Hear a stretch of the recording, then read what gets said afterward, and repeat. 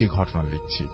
পড়াশোনার ব্যস্ততার কারণে আমি স্টুডিওতে যেতে পারছি না। যদি ঘটনা ভালো লাগে তাহলে প্লিজ ভূত এফএমে শুনিয়ে দেবেন। ঘটনায় আসি। ঘটনা 1, 2013 সালের ঘটনা। দিন ঠিক মনে নেই।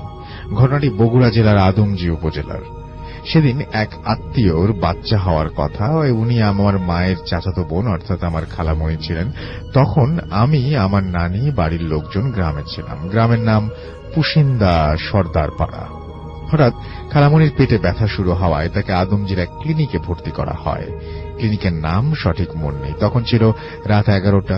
গ্রামে সাধারণত 8টা থেকে 9টা বাজা মানেই অনেক রাত। যদিও আদমজী এবং সেই রাস্তায় বাস, ট্রাক, সিএনজি সব চলত, কিন্তু সে রাতে আমরা কিছুই খুঁজে পাইনি। অনেক খোঁজাখুঁজির পর 2টা চার্জের ভ্যান পেলাম। প্রথম দফায় খালামণি আর তার মা, বোন, আমার খালু গেলেন 2টি ভ্যান নিয়ে। তারপর ভ্যানগুলো আমাদের নিতে আসে। আমাদের সাথে ছিল আমার মা, আমার মামা সহ আরো অনেক আত্মীয়। তারপর আমরা প্রায় রাত 12:30টায় পৌঁছাই। অনেক অপেক্ষা করার পর খবর পেলাম আমার খালামণির ছেলে সন্তান হয়েছে। ক্লিনিকে আমাদের থাকার জায়গা ছিল না, তাই সেই ভ্যান নিয়ে আমরা গ্রামে ফিরে আসি। সঙ্গে আমার মা, আমার নানি, আমার মামা, আমার নানা। মাঝপথে শিবপুর নামের একটা জায়গায় হঠাৎ কিছু করুণ আর্তনাদ এবং কিছু অট্টহাসি শুনতে পাই, এবং জায়গাটির নাম ছিল শিবপুর। করুণ আর্তনাদ শুনি। তখন রাত 3টা। আমরা সবাই অনেক ভয় পেয়ে গেলাম। আমার মায়ের কাছে একটা চাদর ছিল, সেটা নিয়ে আমরা আমাদের মাথা ঢেকে ফেলি। চাদরটা বড় ছিল বলে এক ভ্যানের সবার মাথা ঢাকা যাচ্ছিল না। অন্য ভ্যানেও কেউ ছিল না, এক ভ্যানেই সবাই যাচ্ছিলাম। কিছুক্ষণ পর আমার নানি সে এলাকায় একটা সত্য ঘটনা বলেন। এইখানে এক ক্ষেতে এক মানুষকে গলা কেটে হত্যা করা হয়। এর মাঝে মাঝে এই রাস্তা দিয়ে ধারে নাকি তাকে দেখা যায়। আর অনেকেই যারা এই রাস্তা দিয়ে যান, তারা তখন যাওয়ার সময় সেই ভদ্রলোক বা যার গলা কাটা হয়েছিল তার আর্তনাদ শুনতে পান। এমন সময় গরম লাগায় মাথা বের করলাম, করে যা দেখলাম বলার মতো না। দেখলাম ভ্যানে একটা গলা কাটা মানুষ বসে আছে এবং ভ্যান চালক তার সামনে মৃত অবস্থায় পড়ে আছে। ভ্যান জানি না কিভাবে আপনা আপনি চলছিল। আমি সাথে কান্না শুরু করে দেই সাথে সাথে, এবং সবাই চাদর সরিয়ে বলে কি হয়েছে। আমি কথা না বলে কান্নার ছলে হাত দিয়ে সেই ভ্যানটির দিকে ইশারা করলাম। সবাই দেখে সেই ভ্যানের চালক সেখানে আশেপাশে নেই। এর পর দিন সকালে আমি আমার খালামণিকেও দেখতে চাইনি, কারণ আমরা যা দেখেছি তার কোনোদিন দেখতে চাই না। তবুও দিনের বেলা ছিল বলে সাহস করে দেখতে যাই। রাস্তায় দেখা যায় সেই ভ্যান সেখানেই আছে। তখন আমার নানা, আমার মামা বলে যে একটু দাঁড়াও, আমি দেখি সেই চালক আশেপাশে আছে কিনা। কিছু দূর গিয়ে দেখতে পান ভ্যান চালক গলা কাটা অবস্থায় পড়ে আছে এক ক্ষেতে। চালকটির বাড়ি আমাদের কাছে গ্রামেই ছিল বলে বাড়ির মানুষকে জানানো হয়। তারপর চালকের বাড়ির লোকজন এসে তাকে নিয়ে যান। কেউ যদি রাতে আদমদিঘি যান, প্লিজ মাঝ রাতে যাবেন না। আর যেতে হলে সঙ্গে অন্তত 2-3 জনকে নিয়ে যাবেন। এবং ঘটনা 2, এটা ছিল মালয়েশিয়াবাসী আমার নানার কাছ থেকে শোনা। দিন তারিখ মনে নেই। কুয়ালালামপুরের কোন এক জায়গায় নানা চাকরি করতেন। সেটা ছিল বেসরকারি এক কোম্পানি। তো সেখানে অনেক দেশের মানুষ কাজ করত। এখন আসল ঘটনায় আসি। নানা তার কিছু বন্ধু মিলে অফিসের পাশে একটা ফ্ল্যাট ভাড়া নেন, এবং একদিন আফ্রিকান নিগ্রোদের মতো 3-4 জন মানুষ নানার ফ্ল্যাটের নিচতলা ভাড়া নেন। আমার নানার এক বন্ধু ছিল ধার্মিক, তার নাম ছিল আবু আলী। তো তিনি কাজ শেষে ফ্ল্যাটে ফিরে নামাজ কালাম পড়ে খাবার দাবার তৈরি করছিলেন। হঠাৎ সেই নতুন ভাড়াটিয়া আসেন এবং এসে তার সাথে কুশল বিনিময় করেন। হঠাৎ এরপর একদিন নানার সেই বন্ধু নিখোঁজ হয়ে যান। নিখোঁজ হওয়ার 3 দিন পর নানা সেই নতুন ভাড়াটিয়া কাছে যান এবং সেখানে গিয়ে তাদের সাথে অনেক গল্প গুজব করেন, এবং এক সময় এমনি ভাবে তিনি রান্নাঘরে যান। রান্নাঘরে তখন কেউ ছিল না। নানা সেখানে গিয়ে দেখেন অনেক গল্প গুজব। নানা সেখানে গিয়ে দেখেন যে সময় নতুন মানুষের দেখেন যে তাদের অনেকে গল্প গুজব। আচ্ছা, এক সময় এমনি করে রান্নাঘরে তখন কেউ ছিল না। নানা সেখানে গিয়ে দেখেন যে সে সময় নতুন মানুষদের ফ্রিজ খোলেন। আমি এটা বুঝলাম এই জায়গাটা। তারপর বাঘ হারিয়ে ফেলেন, তার চোখে পানি চলে আসে, সাথে সাথে মনে আসে ভয়। তিনি তার নিখোঁজ বন্ধুর কাটা মাথা দেখতে পান, হাত পা কিছুই ছিল না, শুধু মাথা ছিল। তিনি অনেক কষ্টে ভয় আর কান্না চাপিয়ে তাদের বাড়ি থেকে চলে আসেন। তিনি ঘটনা কাউকে জানাননি। তার ঠিক 2 দিন পরে চাকরি বাদ দিয়ে তিনি বাংলাদেশে চলে আসেন। এই ছিল আমার সেকেন্ড ঘটনা। এগুলো ভালো লাগলে, যে কোনো একটি ভালো লাগলে ভূত এফএম বলবেন। খোদা হাফেজ। এখন আমরা চলে যাব আপনার ভাইয়ের কাছে। আপনার ভাই আজকে অনেক অন্য দিনের চাইতে অনেক বেশি টায়ার্ড। আজকে যে ঘটনাটা, আমার মনে হয় যে প্রথম ঘটনাটা আমরা শুনি, আমরা তারপরে তো দ্বিতীয় ঘটনায় যাব। প্রথম ঘটনাটা খুবই অদ্ভুত, আশা করব শুনছেন আপনারা সবাই। এবং চলুন শুরু করি। ভাই, আমি আজকে প্রথম যে ঘটনাটি বলবো সেটা আমাদের রাজবাড়ী জেলার বালিয়াকান্দি উপজেলার আরকান্দি গ্রামের ঘটনা। তো যারা রাজবাড়ী জেলার বালিয়াকান্দিতে আছেন তারা আরকান্দিতে একটা বিশাল শ্মশান আছে এবং অনেক পুরাতন একটা শ্মশান, যেটা আপনারা অনেকেই জানেন। বিশেষ করে রাজবাড়ী জেলার অনেকেই জানেন যে রাজবাড়ির সবচেয়ে পুরাতন শ্মশানটা হচ্ছে আরকান্দি শ্মশান, এবং অনেক হন্টেড ঘটনা সেখানে আছে। তো আমি ওই ধরনের হন্টেড ঘটনাগুলোতে যাব না, আমি একটু ব্যতিক্রম একটা ঘটনা দিয়ে আজকে ইনশাল্লাহ শুরু করব। তো ঘটনাটি রাসেল ভাই, এই ঘটনাটি আমাকে যেভাবে বলেছে গ্রামের একজন প্রবীণ মুরব্বী, যার কাছ থেকে আমি ঘটনাটি কালেক্ট করেছিলাম, তো উনি বলেছে ঘটনাটি ওনার ঠিক মনে নাই, তবে 1963 থেকে 66 এই সময়ের মধ্যে হবে। আচ্ছা। তো ওই সময়ে ওই আরকান্দি গ্রামে একজন বাহির থেকে কামাল নামে একজন ব্যক্তি, উনি পেশায় ব্ল্যাক ম্যাজিক করতেন, বা যে কবিরাজ আমরা যাকে বলি আর কি। গ্রামের অনেকের বিভিন্ন সমস্যাগুলো থাকে, বিশেষ করে যে প্যারানরমাল বিষয়গুলো, উনি জিনে ধরা থেকে শুরু করে নিয়ে অনেক বিষয়গুলো উনি সলভ করতেন, এবং দেখতেন যে হ্যাঁ একটা কাজ হতো বেশ, আশেপাশের অনেক এলাকায় ওনার একটা সুখ্যাতি ছড়িয়ে পড়েছিল যে হ্যাঁ ওই কামাল কবিরাজের কাছে গেলে অনেক কাজ হয়। ওনার বেশ ভক্তও হয়ে যায়। তো এর মধ্যে হঠাৎ গ্রামে একটা সমস্যার সৃষ্টি হলো, সেটা হচ্ছে যে দেখা যেত যে ছোট কিছু বাচ্চা, ধরেন যে 5 থেকে 7 বছর বা 3 থেকে 7 বছর এরকম বাচ্চাদের মাঝে মাঝে লাশ পাওয়া যেত, এবং সেই লাশের সেটা কোথায় পাওয়া যেত? এটা বিশেষ করে শ্মশানের আশেপাশে বা জঙ্গলে এরকম জায়গাগুলোতে পাওয়া যেত। তো বাড়িতেই তারা থাকতো, কিভাবে যে বের হতো বা কিভাবে বের হয়ে যেত, এরা বাড়িতে বাবা মা কেউ কিছু বলতে পারতো না আর কি। ঘটনাটা রাতেই ঘটতো। আচ্ছা। তো লাশগুলো যখন পাওয়া যেত তখন দেখা যেত ওই লাশের বুকটা ফাড়া এবং ভিতর থেকে হৃৎপিণ্ডটা নাই। হৃৎপিণ্ড নাই, সবকিছু ঠিক আছে, হৃৎপিণ্ডটা নেই। তো প্রথম দিকে গ্রামবাসী যখন এই ধরনের ঘটনা 1 বার 2 বার 3 বার এরকম ঘটতে থাকে, তখন তারা মনে করেছে যে গ্রামে মনে হয় কোনো হিংস্র জন্তু জানোয়ার আবির্ভাব ঘটেছে। আর ওই সময়ে তো রাজবাড়ী কিন্তু এখনো জেলা শহর হলেও এটা তো বৃহত্তর ফরিদপুরের অংশ ছিল, পরবর্তীতে 80 দশকে গিয়ে সেটা জেলা হয়। এখনো কিন্তু এটা আমরা মোটামুটি একটু নিরিবিলি শান্ত জেলা, মফস্বল জেলা আমরা বলতে পারি আর কি ওটাকে। আর বালিয়াকান্দিটা তখন তো আরো অনেক প্রত্যন্ত অঞ্চলে ছিল। রাস্তাঘাট এখন যদি উন্নত হয়েছে, কিন্তু তখন কিন্তু আজ থেকে 3-4 বছর আগেও রাস্তাঘাটের অবস্থা বালিয়াকান্দি থেকে রাজবাড়ী যাওয়ার পথটা এত ভালো ছিল না। আর এখনো ওই অঞ্চলে অনেক ডিয়ার লিসেনার, আজকের এই ইমেইল এপিসোডগুলো অনেক ভয়ঙ্কর হতে যাচ্ছে। আপনারা এই ঘটনাটির পর কয়েকটি ইমেইল শুনবেন। আমি বলবো যে আরজু রাসেল ভাইয়ার লাস্টের যে ভয়ঙ্কর ঘটনাগুলো, এগুলো আপনারা কোনো প্রকার স্কিপ করবেন না। সবাই ধৈর্য সহকারে সকল ঘটনাগুলো শুনবেন। অবশ্যই এই চ্যানেলে যদি নতুন হয়ে থাকেন তাহলে অবশ্যই চ্যানেলটিকে সাবস্ক্রাইব করবেন। এই চ্যানেলের মাধ্যমে প্রতিদিন নতুন নতুন ঘটনা দেওয়া হয়। চলুন চলে যাই ঘটনাতে। জঙ্গলের দেখা পাওয়া যায়, ওই সময় তো আরো অনেক জঙ্গল ছিল। তো স্থানীয় লোকজন মনে করেছিল হয়তোবা কোন হিংস্র জন্তু জানোয়ারের আবির্ভাব ঘটেছে, যারা এই বাচ্চাদেরকে এরকম অবস্থা করছে। তো গ্রামের লোকজন একসাথে মিটিং করে তারা চিন্তা করে তারা পালাক্রমে পাহারা দেবে এবং খুঁজে বের করবে রাতের বেলা এটা কি, বা দিনের বেলাও তারা খুঁজবে যে এই হিংস্র জন্তুটা কি। যেমন হঠাৎ করে আসে বা আমরা কিছুই টের পাই না, বাচ্চাদেরকে এভাবেই করে। শুধু বাচ্চাদেরকেই কেন করছে, অনেক বড়দেরকেও তো করতে পারে, শুধু বাচ্চারাই কেন টার্গেট হচ্ছে এটা। তো এটাও তারা চিন্তা করেছে। এখন তারা অনেক খোঁজাখুঁজি করে, রাতের বেলা পাহারা বসায়, কিন্তু ওই টাইপের কোন জন্তু দেখা আর পায় না। তো তখন তারা ওই কামাল কবিরাজের কাছে শরণাপন্ন হলো। তো কামাল কবিরাজ তাদেরকে বললেন যে হ্যাঁ, গ্রামে একটা পিশাচের আবির্ভাব ঘটেছে, সেই এই কাজগুলো করছে। তো তোমাদেরকে বেশি করে এখানে কিছু রিচুয়াল করতে হবে, এরকম বাড়ি বন্ধ করতে হবে, এই করতে হবে, সেই করতে হবে। উনি অনেক ধরনের কিছু ফর্মালিটিস গ্রামবাসীদেরকে বললেন এবং তারাও সরল বিশ্বাসে এটা করা শুরু করলো। তো মাঝে অল্প কিছুদিন গ্যাপ হওয়ার পর আবার এই ধরনের ঘটনা শুরু হয়েছে। প্রথম মাঝে একটু গ্যাপ হওয়ার পর গ্রামবাসী মনে করেছিল হয়তো বা রিচুয়াল করার পরে, বাড়ি বন্ধ করার পরে জিনিসটা থেমে গেছে।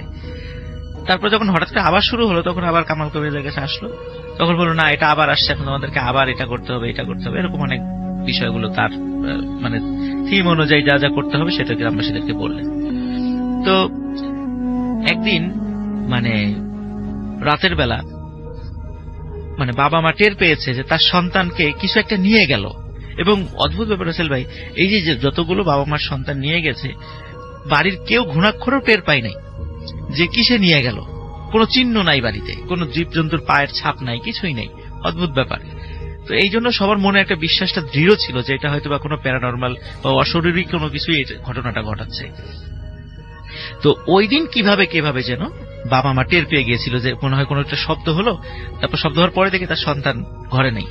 তখন তারা চিৎকার চেঁচামেচি শুরু করে যে আমার সন্তানকে নিয়ে গেছে, মানে এরকম চিৎকার চেঁচামেচি করলে গ্রামবাসী সব মশাল টশাল নিয়ে আসে। তো সব খুঁজতে খুঁজতে যখন ওই আরকান্দি শ্মশানের কাছে চলে আসছে, তখন আসলে ভাই গ্রামবাসীর কাছে ঘটনাটা পরিষ্কার হয়েছে আসলে ঘটনাটা কি। তখন দেখে ওই যে কামাল কবিরাজ, সে ওই ছোট্ট শিশু বাচ্চাটার মানে বুক ফেরে ভিতর থেকে মানে হৃৎপিণ্ডটা খাচ্ছে। একদম গ্রামবাসীর কাছে হাতে নাতে সে ধরা পড়ে যায়। ধরা পড়ার পরে মানে গ্রামবাসী তো তাকে বেধড়ক পিটুনি দেয় এবং বুঝতে পারে যে এতগুলো মার্ডারের সাথে সেই জড়িত। সকালবেলা পুলিশে খবর দেওয়া হয়, রাজবাড়ী থানা থেকে পুলিশ আসে। পুলিশ আসার পরে তাকে গ্রেফতার করা হয়। তখন কিন্তু রাসেল ভাই আমাদের রাজবাড়ীতে এখন যেমন যে জজ কোর্টটা আছে, আগে কিন্তু এখানে জজ কোর্ট ছিল না। রাজবাড়ির সব বিচার কার্য ফরিদপুরে হতো, ওই সময় সবকিছু ফরিদপুরে ছিল। তো তখন ফরিদপুরে তাকে নিয়ে যাওয়া হয়, ফরিদপুরে কোর্টে, এবং সে মানে স্বীকারোক্তিমূলক জবানবন্দি দেয় যে হ্যাঁ সেই অপরাধ করেছে, এই অপরাধগুলো করেছে। যখন স্বীকারোক্তিমূলক জবানবন্দি দেওয়ার পর তার অল্প কিছুদিন শুধু মানে শুনানি হয়েছে, কারণ সবাই তো আসলে তার কোন আত্মীয় স্বজন ওখানে ছিল না তাকে ডিফেন্ড করার মতো বা তাকে রক্ষা করার মতো। সে যেহেতু স্বীকারোক্তিমূলক জবানবন্দি দিয়েছে, তার বাঁচারও আসলে কোনো উপায় ছিল না। আর গ্রামবাসী হাতে নাতে ধরেছে, তারা সবাই সাক্ষ্য দিয়েছে যে তারা এই হালতে পেয়েছে, এবং সেও নিজেও বলেছে সব মার্ডার তার হাতেই হয়েছে। তো যাই হোক, অল্প কিছুদিন শুনানি হওয়ার পরেই জজ সাহেব তার রায় দিয়ে দেন, রায় তার মৃত্যুদণ্ড দেওয়া হয়। আর যেহেতু একটা রায় হওয়ার পর কিছুদিনের সময় থাকে আপিল করার জন্য, হয়তো হাইকোর্টে আপিল করার সুযোগ থাকে, যেহেতু তার কেউ ছিল না এই জন্য তারও ওই সুযোগটা হয় নাই যে হাইকোর্টে গিয়ে আপিল করবে বা এই টাইপের কিছু। সেও বুঝতে পেরেছিল যে করে কোনো লাভ হবে না, এই জন্য সেও আর কোনো আপিলের কোনো কিছুতে যায় নাই। তো তাকে ফরিদপুর কারাগারেই রাখা হয়।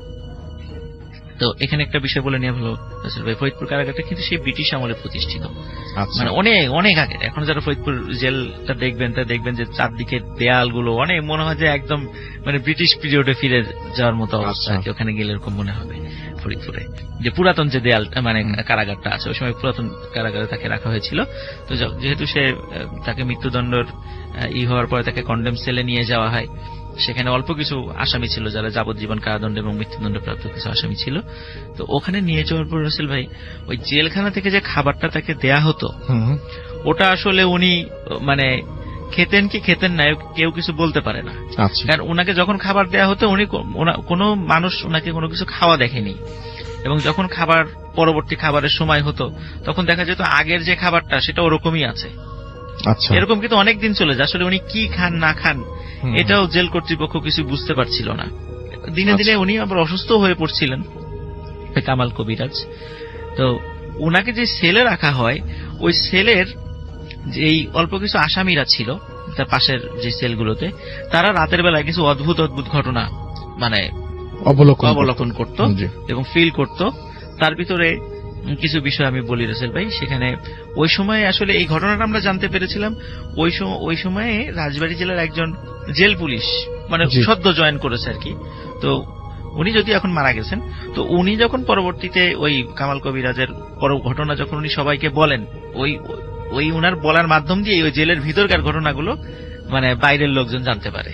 তার আগে কিন্তু আমরা এগুলা কিছুই জানতাম না, সেই বিষয়গুলো এখন বলবো। তো ওখানে লোক মানে ওখানে যে কন্ডেম সেলে যারা ছিল বা ওই আশেপাশে কয়েকটা সেলে যারা ছিল, তখন তারা রাতের বেলা দেখতো যে একদম একটা কালো ছায়া মূর্তি, এবং সেই কালো মূর্তিটা যে ছায়া, যেমন আমরা যেরকম আমাদের ছায়া দেখি, বিষয়টা এরকম ছায়া না।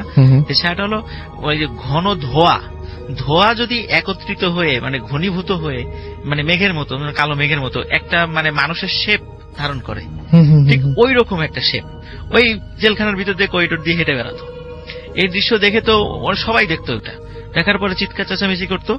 যখন জেল পুলিশরা আসতো, আসার পরে কি হয়েছে বলে যে এরকম দেখেছি। এখন তারপরে ওনারা কিছু দেখতো না, তো ধমক দিয়ে চুপ করাই দিত যে তোমাদের ইচ্ছা করে এরকম রাতের বেলা আমাদের দুষ্টামি করতেছো, আমাদেরকে বিরক্ত করার জন্য। তো একবার কি হয়েছিল ভাই, ওই ওখানে সবাই আগুন আগুন বলে চিৎকার করে ওঠে কিসের মধ্যে, মানে জেলখানার মধ্যে। তো জেল পুলিশ আসে, বলে কি হয়েছে, বলে যে ওইখানে যেই কামাল নামে একজন আছে তার সেলের মধ্যে আগুন জ্বলছে। ওরা কাছে গিয়ে দেখে কামাল মানে খুব দিব্যি ঘুমাচ্ছে, কোনো আগুনের লেশ মাত্র নাই। এটা দেখে ওই আসামিদের প্রতি আরো বিরক্ত হয় জেল পুলিশরা। এরপর আর একদিন এই মানে বলতে থাকে পানি পানি বলে চিৎকার করতে থাকে ওই আসামিরা ওইটুকুর ইসের মধ্যে। তারপর যখন পুলিশরা আসে, বলে কিসের পানি, বা মনে হচ্ছিল যে আমরা তো পানিতে ডুবে যাচ্ছি, নিচ থেকে কোথা থেকে যেন পানি ঢুকতেছে পুরা ওই সেলের মধ্যে। তখন আসলে কোনো পানির কোনো কিছুই ছিল না। তো এরপরে জেলার এসে বলে যে তোমরা যদি এরপরে এই ধরনের কোনো বিরক্ত করো, মানে বিশ্বাসই করেন তারা, মনে করছে তোমাদেরকে কিন্তু খুব কঠিন শাস্তি দেওয়া হবে। এই ধরনের আর কোনো বিষয় বলা যাবে না, এই ধরনের উদ্ভট কোনো বিষয় বলা যাবে না। তো যাই হোক, ওনাদের কথা কেউ বিশ্বাস করে না। এদিকে কিন্তু দিনে দিনে কামালের ফাঁসির সময়টা ঘনিয়ে আসছে। তো কামালের ফাঁসির যখন 3 থেকে 4 দিন বাকি, তখন তো তার ফাঁসির যে মঞ্চটা ওটা রেডি করা হবে। তো ওখানে ফাঁসির মঞ্চ রেডি করার জন্য আমরা জানি আগে থেকে দড়িগুলো আনা হয়। তারপরে ফাঁসির যে মঞ্চ, যেখানে মানে মৃত্যুদণ্ড কার্যকর করা হবে, মানে জল্লাদ মানে একটা সুইচ টিপার সাথে সাথে বা একটা দণ্ড টান দেওয়ার সাথে সাথে পায়ের নিচ থেকে পাটাতন সরে দেয়, একটা গর্তের মধ্যে আর কি বডিটা পড়ে যায়। ওখানে কিছুক্ষণ থাকার পরে মৃত্যুদণ্ড মানে মৃত্যু নিশ্চিত হওয়ার পর তারপরে ওখান থেকে বের করা হয় আর কি। তো একজন মৃত্যুদণ্ড মানে একজন যাবজ্জীবনপ্রাপ্ত আসামিকে বলা হলো যে তুমি এই দড়িটা রেডি করো, যখন সব ঠিকঠাক আছে না। কারণ এই কাজগুলো কিন্তু আসলে এই যে আসামিদেরকে দিয়েই সাধারণত করানো হয়, বিশেষ করে জল্লাদ সংক্রান্ত কাজগুলো। তো ওই আসামি দড়িগুলো ঠিকঠাক করতে গিয়ে মানে খুবই আচমকা মানে পা পিছলে ওই যে মানে ফাঁসি যেখানে আসামিকে প্রথমে দাঁড় করানো হয়, আসামি মানে যখনই ঝুলিয়ে দেওয়া হয় যে গর্তটার মধ্যে পড়ে যায়, সে হঠাৎ করে মানে পা পিছলে গর্তের মধ্যে পড়ে যায় এবং মারাত্মক ইনজুর্ড হয়। হওয়ার পরে তাকে মানে হাত পা ভেঙে যায় এবং খুব স্পাইনাল কর্ডও ভেঙে যায় আর কি, খুবই মারাত্মকভাবে আহত হয় সে। তখন সে যখন চলে গেল ওখান থেকে, তখন আর একজনকে বলা হলো তাহলে এবার তুমি এটা রেডি করো। তো পা পিছলে পড়ে গেছে। তো সে প্রথমে ফাঁসি রেডি করেছে, পরপর হঠাৎ করে মানে কিভাবে যেন ওর নিজেও বলতে পারে না যে ওই দড়ির একটা অংশ ওর নিজের গলার সাথে প্যাঁচ লেগে গেছে। প্যাঁচ লাগার পরে তো কিছুতেই সেটা ছুটাতে পারছেন এবং ওটা আস্তে আস্তে শুধু শক্ত হয়ে আসছে গলার সাথে। যখন দূর থেকে লোকজন এটা খেয়াল করেছে, প্রথমে মনে করছে এমনিতেই হয়তোবা, কিন্তু যখন দেখেছে যে হাত পা ছোড়াছুড়ি করছে, বিশেষ করে পা ছোড়াছুড়ি করছে, তখন লোকজন দৌড়ে সেখানে গেছে। যাওয়ার পরে ওই দড়ির ওই রশিটা তার গলা থেকে ছাড়ানো হয়। তখন আশেপাশে মানে একটা খবর ছড়িয়ে গেল পুরো ছেলে যেই ওর এই কামাল কবিরাজের ফাঁসির কাজটা রেডি করতে যাবে তারই ক্ষতি হবে। তো এখন আর কাউকে দিয়ে মানে তাকে ফাঁসি মানে কার্যকর করার জন্য কোন আসামিকে আর খুঁজে পাওয়া যাচ্ছে না। যাকেই বলা হয় সে বলে আমি পারবো না, কারণ সবার কাছে ওই রোমারটা ছড়িয়ে গেছে আর কি, এই ঘটনার বিষয়টা ছড়িয়ে গেছে। তো যাই হোক, শেষ পর্যন্ত জেল পুলিশরাই মানে এটা রেডি করেন, কোন আসামির সহযোগিতা ছাড়াই তারা এটা রেডি করেন। তো ফাঁসির যখন আর মাত্র 3 দিন বাকি, তখন কামাল কবিরাজকে বলা হয় যে তোমার শেষ ইচ্ছা কি, তুমি কিছু খেতে চাও কিনা? তখন বলে আমার 2টা ইচ্ছা আছে। একটা ইচ্ছা হলো তার মৃত্যুর পরে তার লাশটা ওই শ্মশানে, যে ওই শ্মশানটাতেই যেন মানে করা হয়, কবর দেওয়া হয়, এটা তার একটা ইচ্ছা ছিল।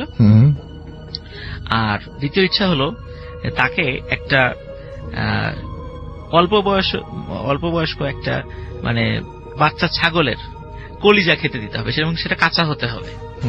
এই ধরনের উদ্ভট ইচ্ছা আসলে পরের ইচ্ছা তো, প্রথম ইচ্ছা তো ঠিক আছে কবর দেওয়ার বিষয়টা, কিন্তু পরের যে ইচ্ছাটা তাই সেই ইচ্ছাটা আসলে এটা তো আসলে জেল কোড অনুযায়ী হয় না, কারণ খাবারেরও তো একটা ধরন থাকে। জি। তারপরেও যেহেতু মৃত্যুদণ্ডপ্রাপ্ত আসামির শেষ ইচ্ছা, সেই ইচ্ছা অনুযায়ী তাকে খাবারটি এনে দেওয়া হয়। এবং রাসেল ভাই যখন খাবারটি এনে দেওয়া হয় রাতের বেলা, তখন সে বলেছিল যে আজকে রাত্রে আমার ছেলের কাছে কেউ আসবেন না, আমি একটু, যেহেতু আমার শেষ ইচ্ছা আপনারা পূরণ করছেন, এটাও করেন যে আমার ছেলের কাছে কেউ আসবেন না।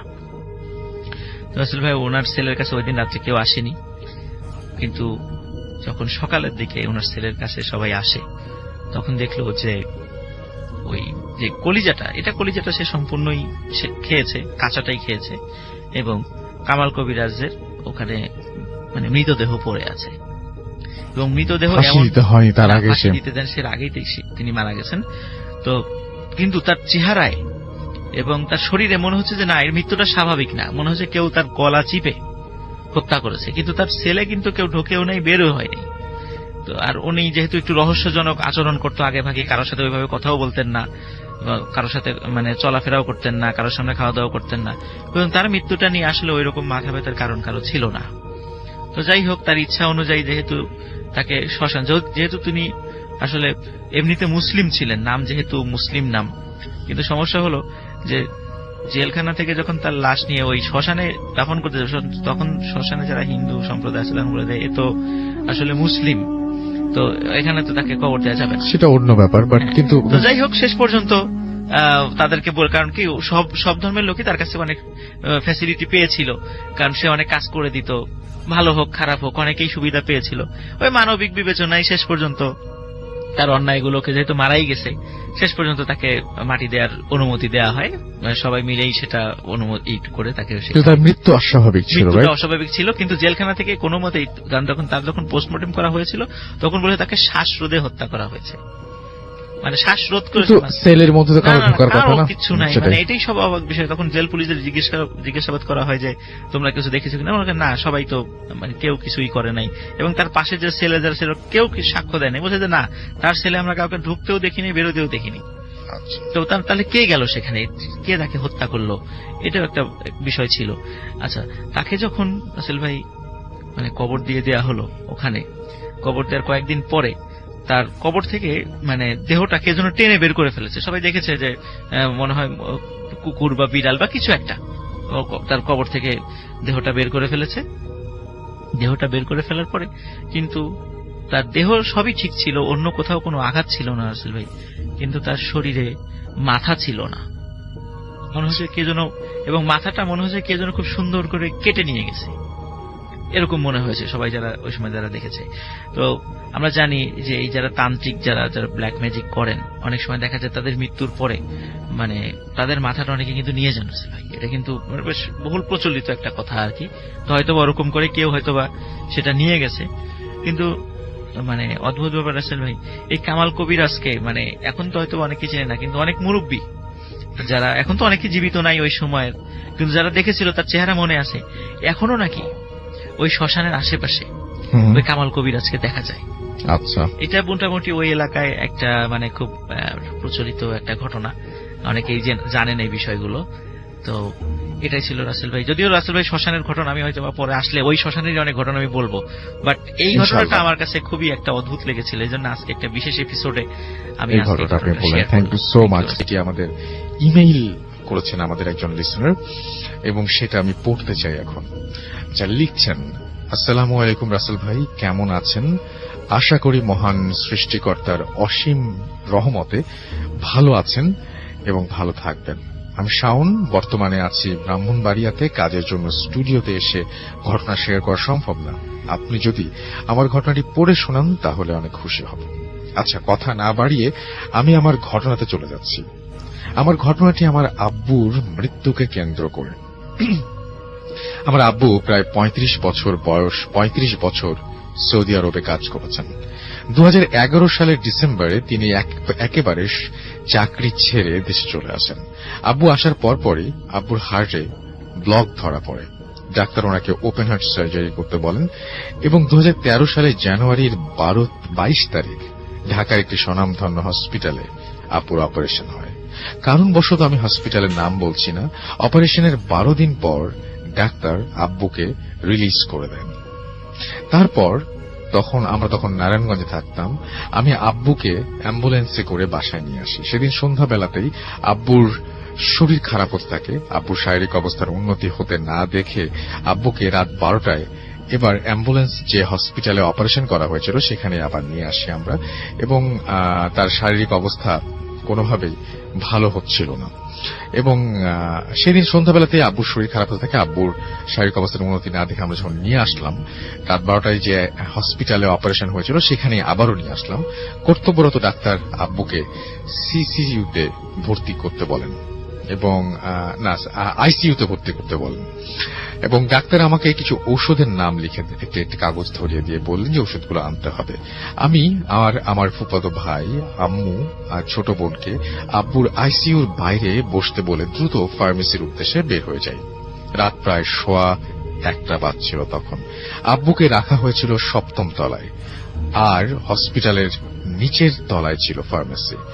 রাত বেশি হওয়ায় লিফট বন্ধ ছিল, তাই দ্রুত পায়ে সিঁড়ি দিয়ে নিচে নামি। ফার্মেসির সামনে এসে দেখি ভেতরে 2জন লোক আছে, তবে তারা দুজনেই ঘুমোচ্ছে। তাদের ডাক দিতে হবে। এমন সময় আমার কাঁধে একটা স্পর্শ অনুভব করলাম।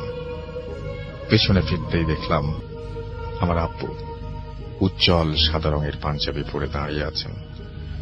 বিল্ডিং এর ওপরে দিকে আঙুল দেখিয়ে আব্বু ইশারা করে বললেন, তোমার মা বোনকে গিয়ে সামলাও। আমি ঘটনার আকস্মিকতায় হকচকিয়ে গিয়েছিলাম। আব্বুকে কিছু বলতে যাব ঠিক তখনই আমার পকেটের মোবাইলটা বেজে উঠল। আমার ফুফাতো ভাই ফোন করেছে। ফোন হাতে নিয়ে দেখি আমার সামনে কেউ নেই। আমি আর কিছু ভাবতে পারি না। ফোন রিসিভ করতেই আমার ফুফাতো ভাই আমায় বলল, ভাই ওষুধ লাগবে না, উপরে আসো। আমি দ্রুত সিঁড়ি বেয়ে উঠতে থাকি ওপরে উঠতে সিঁড়ি থেকে আমার বোনের মায়ের কান্নার শব্দ শুনতে পাচ্ছিলাম। আমার ফুফাতো ভাই আমাকে দেখে কাছে জড়িয়ে বলল, ভাই মামা তো আর নেই। আমার সারা শরীর যেন বরফের মতো জমে গিয়েছিল। এই জন্যই কি হাসপাতালের নিচে আব্বুকে একটু আগে দেখতে পেয়েছিলাম। আব্বুর উপদেশটা মনে পড়ে গেল। মা বোনের কাছে গিয়ে বসলাম। আমার গ্রামের বাড়ি ব্রাহ্মণবাড়িয়ার নবীনগর থানার একটি গ্রামে। আব্বুকে আমাদের পারিবারিক কবরস্থানে দাফন করা হবে বলে আমরা সেদিন রাতেই একটা অ্যাম্বুলেন্সে আব্বুর মৃতদেহ নিয়ে আমাদের গ্রামের বাড়ির দিকে রওনা হই। অ্যাম্বুলেন্সে আমি, মা, বোন, 2 ফুফাতো ভাই আর আমার মামা যাচ্ছিলেন। অ্যাম্বুলেন্সে ওঠার পর থেকেই আমি জিকির করতে থাকি আমার আব্বুর জন্য। অ্যাম্বুলেন্সের সাইনবোর্ড এলাকার কাছাকাছি আসতেই আমার মোবাইলে আমার ছোট কাকার ফোন আসে। আমি ফোন রিসিভ করতেই অ্যাম্বুলেন্স থেমে গেল। কি হয়েছে জানতে চাইলে ড্রাইভার বলল তার নাকি গাড়ির পেছনের দিকের 2টো চাকাই নষ্ট হয়ে গেছে। অগত্যা অন্য একটি অ্যাম্বুলেন্সে ফোন করে আনা হলো। আমার আব্বুর মৃতদেহ সেই অ্যাম্বুলেন্সে নিয়ে আবার রওনা হলাম। ভোর প্রায় 5টার দিকে অ্যাম্বুলেন্স 2500 এলাকায় আসলে আমার মোবাইল ফোন আসে আমার ফুপুর। সেই ফোন রিসিভ করার সাথে সাথে গাড়ি থেমে যায়। এবারেও অ্যাম্বুলেন্স ড্রাইভার বলে তার গাড়ির একটি চাকা পাংচার হয়ে গেছে, সেটি বদলাতে হবে। যাই হোক, এরপর আর কোনো সমস্যা হয় না। সকাল 8:30টায় আমাদের গ্রামের বাড়িতে আমরা পৌঁছে যাই। পৌঁছানোর পর সেখানে মুরব্বীরা সিদ্ধান্ত নেন যে সকাল 10টায় আব্বুর নামাজে জানাজা অনুষ্ঠিত হবে। সেই অনুযায়ী আমাদের গ্রামের মাদ্রাসা, মসজিদের আব্বুর শোক সংবাদ সহ মাইকিং করে দেয়া হয়। আমাদের মাদ্রাসা মাঠটি বেশ বড়। সেখানে একসাথে কম করে 5-6 হাজার মানুষ ঈদের জামাতে অংশগ্রহণ করতে পারেন। তবে আমাদের গ্রামের লোক সংখ্যা এত বেশি না হওয়ার কারণে সেখানে ঈদের সময় সর্বোচ্চ মাঠের অর্ধেক পর্যন্তই সকল মানুষের স্থান সংকুলান হয়ে যায়। অথচ আব্বুর জানাজার সময় দেখা গেল পুরো মাঠ ভর্তি মানুষে ভরপুর। বেশিরভাগ মানুষই সাদা পাঞ্জাবি পরিহিত। আব্বুর জানাজা শেষে অনেকে বলছিল যে এত মানুষ হতে তারা আর কখনো আগে দেখেনি। তা আবার শোক সংবাদ প্রচারের মাত্র ঘণ্টা 2.5 মাঝে। যাই হোক, যত সময় আব্বুর জানাজা শেষ করে আব্বুকে কবর দেয়া হয় আমাদের পারিবারিক কবরস্থানে। আমি পরে আমাদের এলাকার একজন হুজুরের কাছে পুরো ঘটনাটা বলি। আমাকে বলে রাখা ভালো যে আব্বু না পারতে কোনোদিন নামাজ কাজা করেন নাই। তাছাড়া নিয়মিত কোরআন শরীফও পাঠ করতেন। তো হুজুর আমায় বলেছিলেন যে আমার আব্বু হয়তো পুণ্যাত্মা ছিলেন, সেজন্য তিনি তার মৃত্যুর সাথে সাথে পাঞ্জাবি পরিহিত অবস্থায় আমায় দেখা দিয়েছিলেন। রাস্তায় ফোন আসার পর আমি জিকির বন্ধ করেছিলাম বলেই হয়তো অ্যাম্বুলেন্সের সমস্যা দিচ্ছিল।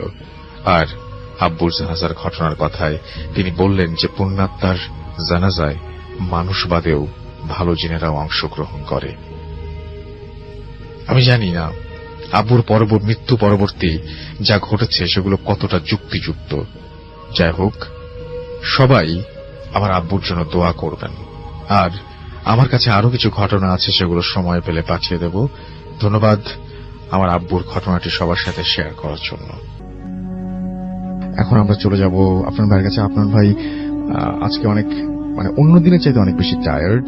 আজকে যে ঘটনাটা, আমার মনে হয় যে প্রথম ঘটনাটা আমরা শুনি, আমরা তারপরে তো দ্বিতীয় ঘটনায় যাব। প্রথম ঘটনাটা খুবই অদ্ভুত, আশা করব শুনছেন আপনারা সবাই। এবং চলুন শুরু করি। ভাই, আমি আজকে প্রথম যে ঘটনাটি বলবো সেটা আমাদের রাজবাড়ী জেলার বালিয়াকান্দি উপজেলার আরকান্দি গ্রামের ঘটনা।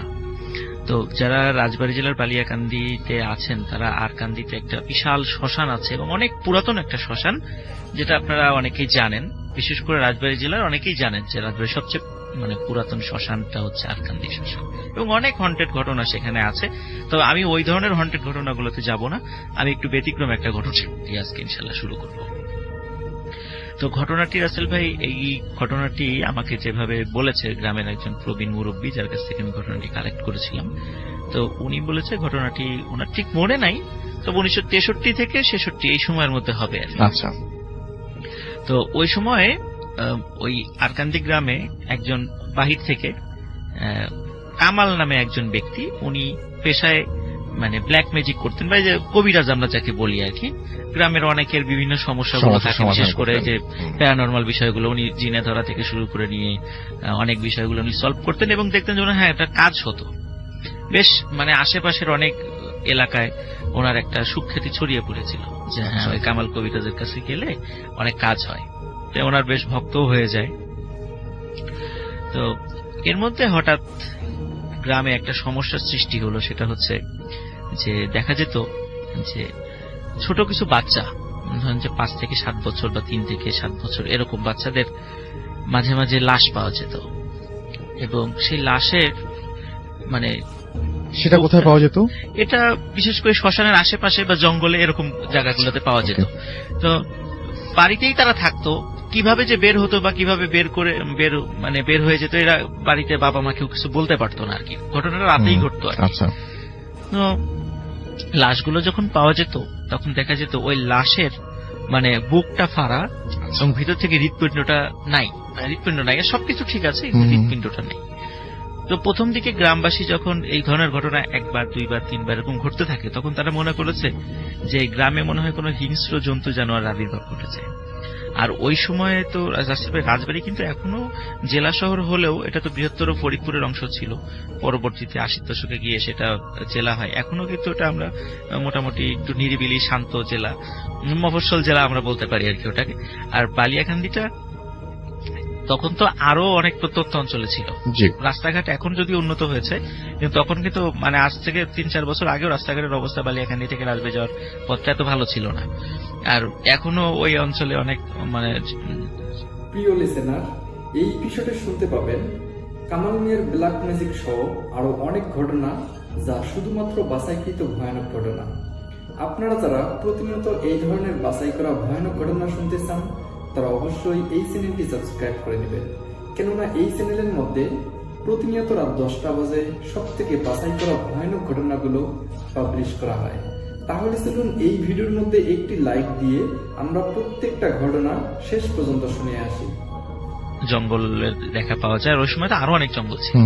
তো স্থানীয় লোকজন মনে করেছিল হয়তোবা কোনো হিংস্র জন্তু জানোয়ার আবির্ভাব ঘটেছে, যারা এই বাচ্চাদেরকে এরকম অবস্থা করছে। তো গ্রামের লোকজন একসাথে মিটিং করে তারা চিন্তা করে তারা পালাক্রমে পাহারা দেবে এবং খুঁজে বের করবে রাতের বেলা এটা কি বা দিনের বেলা তারা খুঁজবে যে এই হিংস্র জন্তুটা কি, যেমন হঠাৎ করে আসে বা আমরা কিছুই টের পাই না, বাচ্চাদেরকে এভাবেই করে। শুধু বাচ্চাদেরকেই কেন করছে, অনেক বড়দেরকেও তো করতে পারে, শুধু বাচ্চারাই কেন টার্গেট হচ্ছে এটা। তো এটাও তারা চিন্তা করেছে। এখন তারা অনেক খোঁজাখুঁজি করে, রাতের বেলা পাহারা বসায়, কিন্তু ওই টাইপের কোন জন্তু দেখা আর পায় না। তো তখন তারা ওই কামাল কবিরাজের কাছে শরণাপন্ন হলো।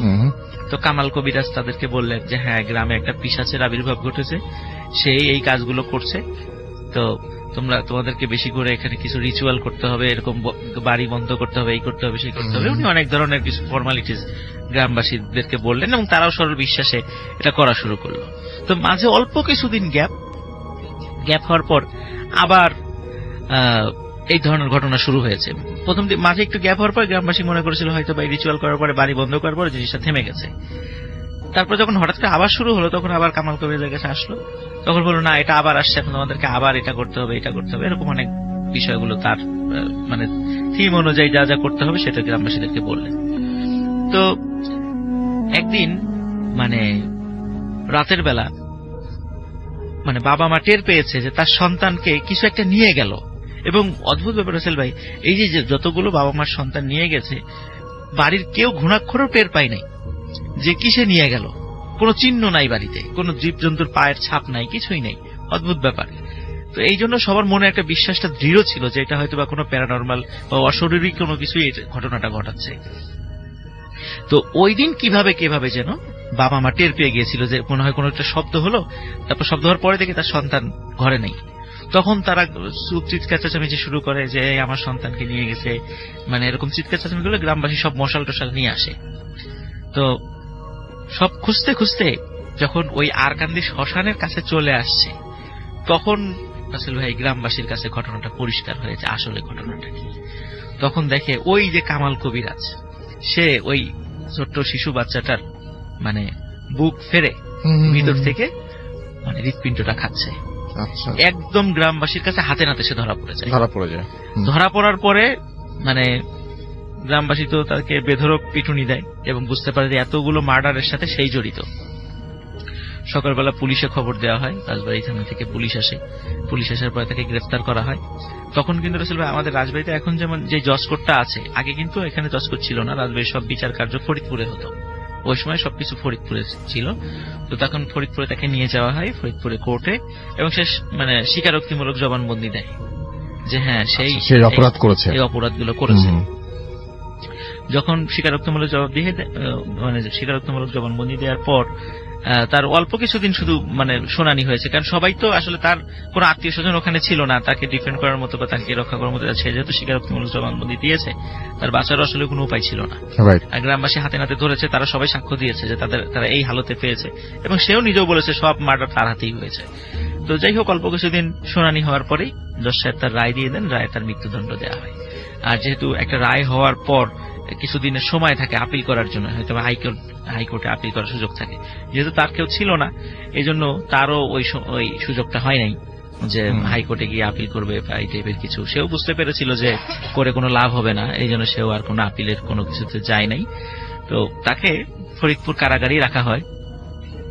তো এখানে একটা বিষয় বলে নিয়ে হলো ফরিদপুর কারাগারটা কিন্তু সেই ব্রিটিশ আমলে প্রতিষ্ঠিত, মানে অনেক আগে। এখন যারা ফরিদপুর জেলটা দেখবেন তা দেখবেন যে চারদিকে দেয়ালগুলো অনেক মনে হয় যে একদম মানে ব্রিটিশ পিরিয়ডে ফিরে যাওয়ার মতো অবস্থা। ওখানে গেলে এরকম মনে হবে ফরিদপুরে যে পুরাতন যে দেয়াল মানে কারাগারটা আছে, ওই সময় পুরাতন কারাগারে তাকে রাখা হয়েছিল। তো যেহেতু তাকে মৃত্যুদণ্ডের হওয়ার পরে তাকে কন্ডেম সেলে নিয়ে যাওয়া হয়। সেখানে অল্প কিছু আসামি ছিল যারা যাবজ্জীবন কারাদণ্ড এবং মৃত্যুদণ্ড প্রাপ্ত কিছু আসামি ছিল। তো ওখানে নিয়ে যাওয়ার পর রাসেল ভাই ওই জেলখানা থেকে যে খাবারটা তাকে দেয়া হতো, ওটা আসলে উনি মানে খেতেন কি খেতেন না কেউ কিছু বলতে পারে না। কারণ ওনাকে যখন খাবার দেয়া হতো উনি কোনো মানুষ ওনাকে কোনো কিছু খাওয়া দেখেনি, এবং যখন পরবর্তী খাবারের সময় হতো তখন দেখা যেত আগের যে খাবারটা সেটা ওরকমই আছে। এরকম কিন্তু অনেকদিন চলে যায়। আসলে উনি কি খান না খান এটাও জেল কর্তৃপক্ষ কিছু বুঝতে পারছিল না। দিনে দিনে উনি আবার অসুস্থ হয়ে পড়ছিলেন কামাল কবিরাজ।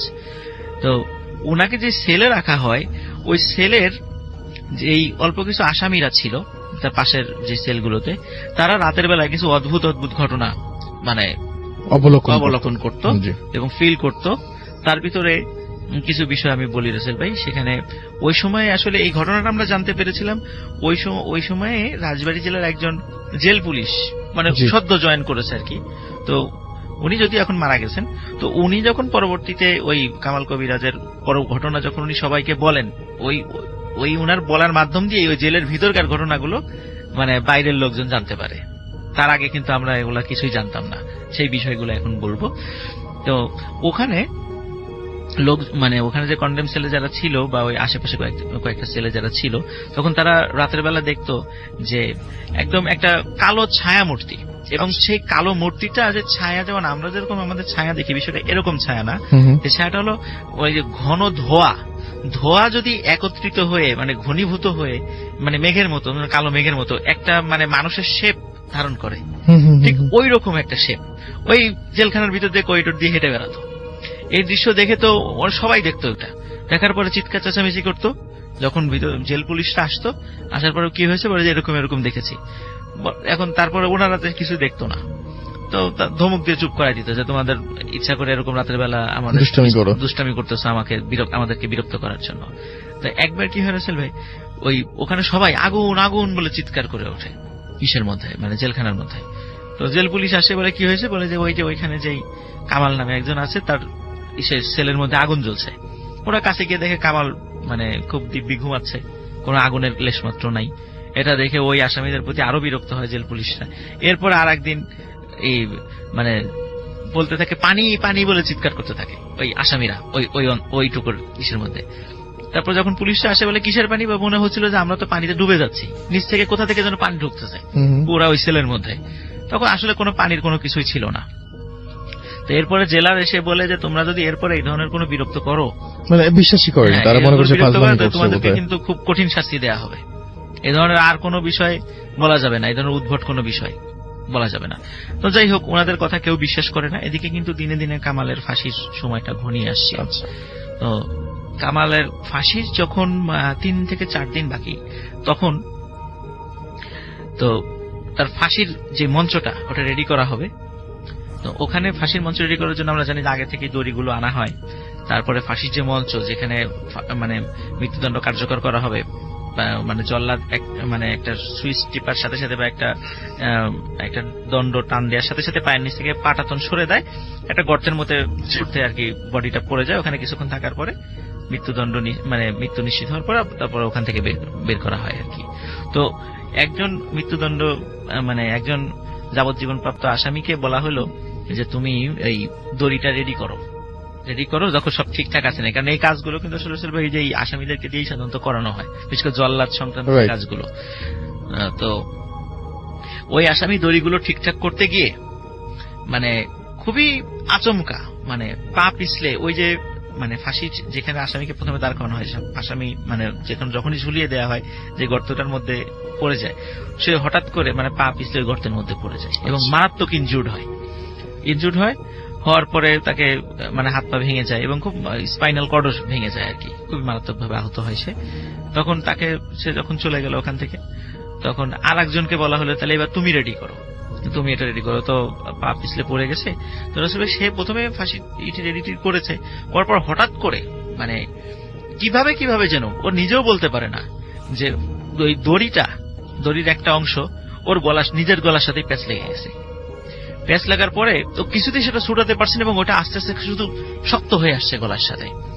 যখন দূর থেকে লোকজন এটা খেয়াল করেছে, প্রথমে মনে করছে এমনিতেই হয়তোবা, কিন্তু যখন দেখেছে যে ও হাত পা ছোড়াছুড়ি করছে, বিশেষ করে পা ছোড়াছুড়ি করছে, তখন লোকজন দৌড়ে সেখানে গেছে। যাওয়ার পরে ওই দড়ির ওই রশিটা তার গলা থেকে ছাড়ানো হয়।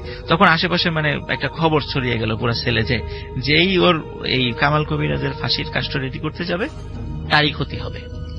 তো এখন আর কাউকে দিয়ে মানে তাকে ফাঁসি মানে কার্যকর করার জন্য কোন আসামিকে আর খুঁজে পাওয়া যাচ্ছে না। যাকেই বলা হয় সে বলে আমি পারবো না, কারণ সবার কাছে ওই রোমারটা ছড়িয়ে গেছে, এই ঘটনার বিষয়টা ছড়িয়ে গেছে।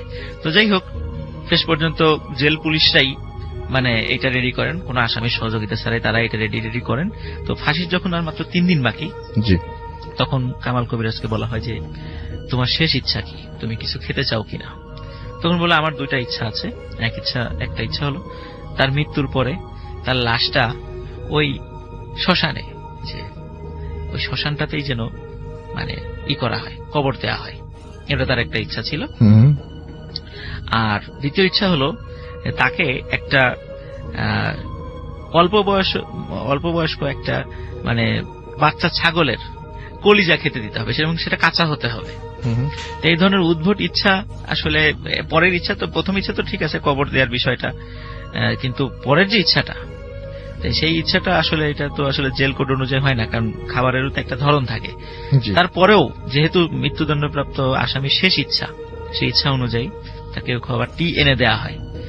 রাসেল ভাই যখন খাবারটি এনে দেওয়া হয় রাতের বেলা, তখন সে বলেছিল যে আজকে রাত্রে আমার ছেলের কাছে কেউ আসবেন না, আমি একটু, যেহেতু আমার শেষ ইচ্ছা আপনারা পূরণ করছেন, এটাও করেন যে আমার ছেলের কাছে কেউ আসবেন না। রাসেল ভাই ওনার ছেলের কাছে ওই দিন রাত্রে কেউ আসেনি, কিন্তু যখন সকালের দিকে ওনার ছেলের কাছে সবাই আসে, তখন দেখলো যে ওই যে কলিজাটা সে সম্পূর্ণই খেয়েছে, কাঁচাটাই খেয়েছে, এবং কামাল কবিরাজের ওখানে মানে মৃতদেহ পড়ে আছে, এবং মৃতদেহ হয়নি তার আগে, দিতে দেন সে আগেই তিনি মারা গেছেন। তো কিন্তু তার চেহারায় এবং তার শরীরে মনে হচ্ছে যে না, এর মৃত্যুটা স্বাভাবিক না, মনে হচ্ছে কেউ তার গলা চিপে হত্যা করেছে। কিন্তু তার ছেলে কিন্তু কেউ ঢোকেও নাই, বেরও হয়নি। তো আর উনি যেহেতু একটু রহস্যজনক আচরণ করতো আগে ভাগে, কারোর সাথে ওইভাবে কথাও বলতেন না, কারোর সাথে মানে চলাফেরাও করতেন না, কারোর সামনে খাওয়া দাওয়া করতেন না, এবং তার মৃত্যুটা নিয়ে আসলে ওই রকম মাথা ব্যথার কারণ কারো ছিল না। তো যাই হোক, তার ইচ্ছা অনুযায়ী যেহেতু তাকে শ্মশান, যেহেতু তিনি আসলে এমনিতে মুসলিম ছিলেন, নাম যেহেতু মুসলিম নাম, কিন্তু সমস্যা হলো যে জেলখানা থেকে যখন তার লাশ নিয়ে ওই শ্মশানে দাফন করতে যাবে, তখন শ্মশানে যারা হিন্দু সম্প্রদায় ছিলেন বলে দেয় এ তো আসলে মুসলিম, তো এখানে তো তাকে কবর দেওয়া যাবে না, সেটা অন্য ব্যাপার। বাট কিন্তু যাই হোক, শেষ পর্যন্ত তাদেরকে কারণ কি সব ধর্মের লোকই তার কাছে অনেক ফ্যাসিলিটি পেয়েছিল, কারণ সে অনেক কাজ করে দিত, ভালো হোক খারাপ হোক অনেকেই সুবিধা পেয়েছিল। ওই মানবিক বিবেচনায় শেষ পর্যন্ত তার অন্যায়গুলোকে যেহেতু মারাই গেছে, শেষ পর্যন্ত তাকে মাটি দেওয়ার অনুমতি দেওয়া হয়, সবাই মিলেই সেটা অনুমতি করে তাকে। তার মৃত্যু অস্বাভাবিক ছিল, অস্বাভাবিক ছিল, কিন্তু জেলখানা থেকে কোনো মতেই, যখন পোস্টমর্টম করা হয়েছিল তখন বলে তাকে শ্বাসরোধে হত্যা করা হয়েছে, মানে শ্বাসরোধ করে সেলের মধ্যে তো কারো ঢোকার কথা না, কিছু নাই, মানে এটাই সব অবাক বিষয়। তখন জেল পুলিশের জিজ্ঞাসাবাদ করা হয় যে তোমরা কিছু দেখেছো কিনা, না সবাই তো মানে কেউ কিছুই করে নাই, এবং তার পাশে যে ছেলে যারা ছিল কেউ সাক্ষ্য দেয় নাই, বলছে যে না তার ছেলে আমরা কাউকে ঢুকতেও দেখিনি, বেরোতেও দেখিনি। তো তাহলে কে গেল সেখানে, কে তাকে হত্যা করলো, এটাও একটা বিষয় ছিল। আচ্ছা, তাকে যখন রাসেল ভাই মানে কবর দিয়ে দেয়া হলো, ওখানে কবর দেওয়ার কয়েকদিন পরে তার কবর থেকে মানে দেহটা কে যেন টেনে বের করে ফেলেছে। সবাই দেখেছে যে মনে হয় কুকুর বা বিড়াল বা কিছু একটা তার কবর থেকে দেহটা বের করে ফেলেছে। দেহটা বের করে ফেলার পরে কিন্তু তার দেহ সবই ঠিক ছিল, অন্য কোথাও কোনো আঘাত ছিল না রাসেল ভাই, কিন্তু তার শরীরে মাথা ছিল না, মনে হচ্ছে কে যেন, এবং মাথাটা মনে হচ্ছে কে যেন খুব সুন্দর করে কেটে নিয়ে গেছে, এরকম মনে হয়েছে সবাই যারা ওই সময় যারা দেখেছে। তো আমরা জানি যে এই যারা তান্ত্রিক, যারা ব্ল্যাক ম্যাজিক করেন, অনেক সময় দেখা যায় তাদের মৃত্যুর পরে মানে তাদের মাথাটা অনেকে কিন্তু নিয়ে যান ভাই, এটা কিন্তু বেশ বহুল প্রচলিত একটা কথা আর কি। তো হয়তো ওরকম করে কেউ হয়তোবা সেটা নিয়ে গেছে, কিন্তু মানে অদ্ভুত ব্যাপার রাসেল ভাই, এই কামাল কবিরাজকে মানে এখন তো হয়তো অনেকে চেনে না, কিন্তু অনেক মুরব্বী যারা, এখন তো অনেকে জীবিত নাই ওই সময়ের, কিন্তু যারা দেখেছিল তার চেহারা মনে আছে, এখনো নাকি ওই শ্মশানের আশেপাশে ওই কামাল কবিরাজকে দেখা যায়।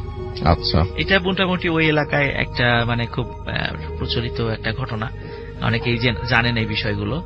তো এটাই ছিল রাসেল ভাই। যদিও রাসেল ভাই শ্মশানের ঘটনা আমি হয়তো পরে আসলে ওই শ্মশানের অনেক ঘটনা আমি বলবো, বাট এই ঘটনাটা আমার কাছে খুবই একটা অদ্ভুত লেগেছিল, এই জন্য আজকে একটা বিশেষ এপিসোডে আমি থ্যাংক ইউ সো মাচ আপনার ঘটনার জন্য, আপনাকে অনেক ধন্যবাদ।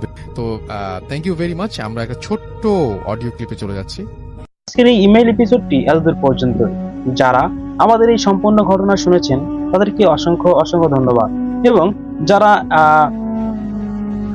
আমাদেরকে ঘটনা পাঠিয়েছেন তারা যদি এখন পর্যন্ত ঘটনা শুনে থাকেন তাহলে অবশ্যই জানাবেন, এবং আপনাদের পাঠানো ঘটনা কিন্তু এখন একটু পরে পড়া হবে। লিসেনার্স, আমরা চাই আপনারা আমাদেরকে নতুন নতুন ঘটনাগুলো দিন, আমরা সেই ঘটনাগুলো পড়ে আমরা আপনাদেরকে শোনাবো। লিসেনার্স, আমরা চাই প্রতিদিন সবার সাথে ঘটে যাওয়া ঘটনাগুলো আমাদের সাথে শেয়ার করুক। এমন কেউ নাই যে তাদের ঘটনা পড়া বাদ হয়েছে, যারা যারা ঘটনা দিয়েছে সবার ঘটনায় পড়া হয়েছে, কারণ আমাদের প্রথমেই লেখা আছে যে আপনারা ঘটনা পাঠালে প্রত্যেকটা বাছাই করা ঘটনার পরে আপনাদের ঘটনাটি পড়া হবে।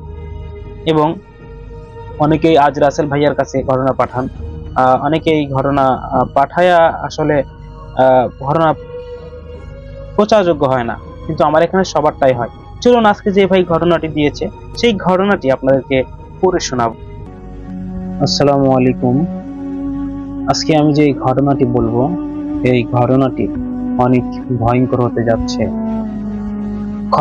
ঘটনাটির নাম একটা বাস, যে বাসটা নামকরণ করা হয় রাত 12টার বাস। চলুন বিস্তারিত জেনে আসি। ঢাকার বাইরে একটা ছোট্ট শহর থেকে রাতে ঢাকা ফেরার শেষ বাসটা ছাড়তো ঠিক 12টায়। সবাই একে এক নামে রাত 12টার বাস বলে চিনত। এক রাতে নায়ম নামের এক তরুণ অফিসের কাজ সেরে দেরিতে বেরোলো। সব বাস তখন চলে গেছে, শুধু শেষবারের মতো ওই রাত 12টায় ওই বাসটাই নাকি বাকি। বাসটা প্রায় খালি ছিল। সুমনের দিকে এক বৃদ্ধ, মাঝখানে এক মা ও মেয়ে, আর তার পিছনে বসা ছিল কালো চাদরে মোড়ানো এক নারী। নায়ম পাশের সিটে বসলো। বাতাসে অদ্ভুত এক ঠান্ডা গন্ধ, যেন কাঁচা মাটির সঙ্গে পুরনো লাশের গন্ধ মিশে আছে। বাস চলা শুরু করলো, কিন্তু মাঝপথে হঠাৎ এক জায়গায় এসে সেই বাসটি থেমে গেল। আশেপাশে কোনো মানুষ নেই। কুয়াশায়ী রাস্তা, মানে ঢাকার রাস্তা, শুধু এক পুরনো সমাধি ক্ষেত্র। ড্রাইভার বাইরে নেমে গেল। মিনিট কেটে গেল, সে আর ফিরে আসলো না।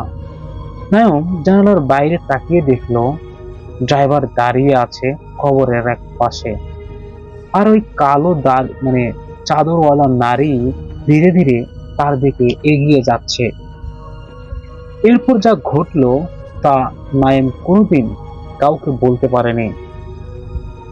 এবং পরের দিন সকালে রাস্তার ধারে রাত 12টার বাসটা পাওয়া গেল, কিন্তু ভিতরে কেউ ছিল না। শুধু পিছনের ছিটে একজোড়া রক্ত মাখা হাতের ছাপ শুকিয়ে লেগেছিল কাছে। সরি। এরপর সেই কালো চাদরের মেয়ে, যেটার ওই কালো চাদরের গোপন রহস্যটা আমরা ক্লিয়ার করব। রাত 12টার বাস আর কখনো তারপর থেকে তাদের গন্তব্যে পৌঁছায়নি। পুলিশ ঘটনাস্থলে পৌঁছে দেখে ড্রাইভার, হেল্পার, যাত্রী সবাই ওখান থেকে উধাও। শুধু বাসের ভেতরে ঝুলে আছে এক টুকরো কালো চাদর, আর জানালার কাছে শুকিয়ে থাকা দুইটি রক্ত মাখা হাতের ছাপ। পুলিশের এক সদস্য, তার নাম রহমান, কৌতূহল বশে চাদরটা হাতে নিল। মুহূর্তেই ঠান্ডা এক হাওয়া বইল, আর দূরে শোনা গেল এক মৃদু এক হাসি। তুমি আমার চাদর ছুঁয়েছ। রহমান এবার ভয়ে চাদরটা ছুঁড়ে ফেলে দিল, কিন্তু ততক্ষণে তার দুই চোখ রক্তে লাল হয়ে গেছে। সেই দিন রাতে সে বাড়ি ফেরার পর পরিবারকে এই ঘটনাটি বলছিল। ওই চাদরের মালিক মানুষ নয়। তারপর পরের দিন সকালে তাকে পাওয়া গেল নিজের ঘরে ঝুলন্ত অবস্থায়, আর তার পায়ের নিচে পড়েছিল একটা কালো চাদর। তারপর থেকেই সে চাদরটাকে সেই হারিয়ে যায় এক অন্ধকারে। আর মাঝরাতে দূর থেকে শোনা যায় এক নারী কণ্ঠ, আমার চাদর ফিরিয়ে দে, না হলে আমি তোদের সবাইকে ছাড়ব না। এরপর পুলিশ রহস্যটা শেষ করার জন্য এলাকার একটা পুরনো মানুষদের খুঁজতে লাগলো। এক বৃদ্ধ বলল, ওই রাস্তার পাশে এক কবর আছে, সেখানে সমাধি দেওয়া হয়েছিল এক মহিলাকে, যার নাম জাহানারা বেগম। লোককথা আছে সে একসময় ছিল গ্রাম জুড়ে কুখ্যাত কালো জাদুকরী মেয়ে। ওর মৃত্যুর পরও কেউ তার দেহ ছুঁতে সাহস করেনি, কারণ যে ছুঁতো সেই পাগল হয়ে যেত। রহমান যেই কালো চাদর ছুঁয়েছিল সেটাই ছিল জাহানারা বেগমের কাফনের কাপড়। ওর আত্মা নাকি এখনো ঘুরে বেড়ায়। যে কেউ রাত 12টার পর ওই রাস্তা দিয়ে যায়, সে চাদর আর ফেরত বা দিতে বাধ্য করা হয় তাকে। পরের সপ্তাহে এক নতুন ড্রাইভার সাহস করে ওই রাস্তায় আবার বাস চালায়। সব ঠিকঠাক চলছিল। হঠাৎ জানালার পাশে বসা এক মহিলা বলল, ভাই, এই চাদরটা পড়ে গিয়েছিল, এটা মনে হয় আপনার। ড্রাইভার ফিরে তাকালো, কিন্তু সামনে দেখে কেউ নেই। শুধু সিটে রাখা ছিল কালো চাদরটা, আর জানালার কাছে আবার সেই রক্তমাখা হাতের ছাপ। বাসটা আর কখনো কোনো দিন সেখানে দেখা যায়নি। লোকজন বলে, যখন রাত ঠিক 12টা বাজে, দূরের হাওয়াতে দেখা যায় একটা বাস, তার হেডলাইট জ্বলে, আবার নেভে, আবার জ্বলে, আর বাসের ভিতরে থেকে চাদর মোড়ানো এক নারী, চোখ ফাঁকা দৃষ্টিতে, ঠোঁটে রক্তের হাসি। এইভাবে ভয় দেখাতে শুরু করে সাধারণ মানুষদেরকে। তো তারপরে যে ঘটনাটি হয়েছে আসল ভাইয়া, এটা আর কি মানে তারা তুলে ধরতেছে, এমন ভাবে তুলে ধরেছে যে এটা বলার মতো না। তারপরেও আমি শেষ অংশটা বলে দিচ্ছি যে ঘটনার এক পরে ঘুরতে থাকা গ্রামের মানুষ সে আতঙ্কের দিন কাটতে লাগলো। কেউ আর তার রাত 12টার পর রাস্তা বের হতো না। তখনই হাজির হলো এক তরুণ, যার নাম আরে। সে পড়াশোনা করত অপ্রকৃত ঘটনা নিয়ে, আর বিশ্বাস করত প্রত্যেক অভিশাপের পিছনে থাকে এক অসমাপ্ত কাহিনী। আর পুলিশের রেকর্ড ঘটে যেতে জানতে পারলে জাহানারা বেগমকে মানুষ কালো জাদুর অভিযোগ হিসেবে ডায়েরি করত। যাই হোক, এই ছিল ঘটনা। এই ঘটনাটি আমাদেরকে পাঠিয়েছিল আপনাদের মতো লিসেনার্স। যদি আপনারা ঘটনা পাঠাতে চান তাহলে অবশ্যই আমাদেরকে বা আমাদের সাথে যোগাযোগ করবেন। আমরা সর্বদাই আপনাদের ঘটনা শেয়ার করার জন্য প্রস্তুত, শুধু আপনারা পাঠাতে যতক্ষণ। যাই হোক, আজকের এই ঘটনাটা আজ পর্যন্ত। সবাই ভালো থাকবেন, সুস্থ থাকবেন। দেখা হচ্ছে নেক্সট ইমেইল এপিসোডে। আসসালামু আলাইকুম।